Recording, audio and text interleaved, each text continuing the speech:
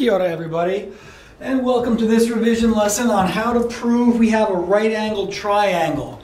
I went ahead and used GeoGebra to make up a triangle that looks like it's a right-angled triangle, but we have to be able to prove it. So I've taken the coordinates of A, B, and C, and I've listed those here. A's got the coordinates 2, 5, B has the coordinates 3, 3, and C is 7, 5.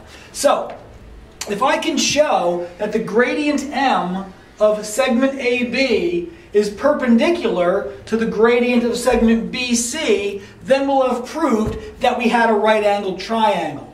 So, I looked at your formula sheet. Gradient is not on your formula sheet. So this is one you're going to want to commit to memory. The gradient, the rise over run, or the change in y over the change in x, is y2 minus y1 over x2 minus x1. So what I suggest you do when finding the gradient of AB is let's actually write x1, y1, x2, y2. To make that substitution in there a little bit more straightforward. So the gradient of AB, y2 minus y1, 3 minus 5. I get 3 minus 5 over x2 minus x1, which is 3 minus 2. 3 minus 5 is negative 2. 3 minus 2 is 1.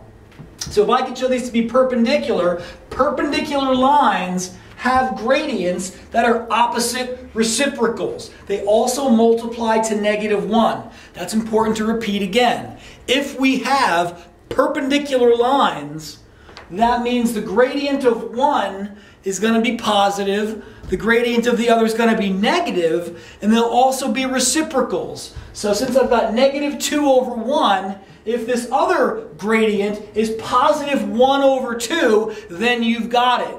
Perpendicular lines. Now let's look to see if we've got the gradient of BC. That's B and C. So I'm going to now change. I'm not using A anymore. So I'm going to change from having A be x1, y1. Now I'm going to call C x1, y1. And I'm going to do the same thing for the gradient, the change in y.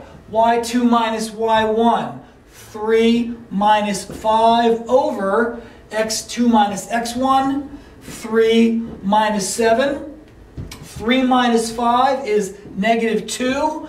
3 minus 7 is negative 4. Well, that in simplest form is going to be 1 over 2. So one of my gradients, positive 2 over 1. The other gradient, one with negative 2 over 1, the other positive 1 over 2, they are opposite reciprocals. That guarantees they're perpendicular. The other way you can check is take the two gradients, negative 2 over 1, and multiply it by the 1 over 2. If you get negative 1, that also proves they're perpendicular. Negative 2 times 1 is negative 2.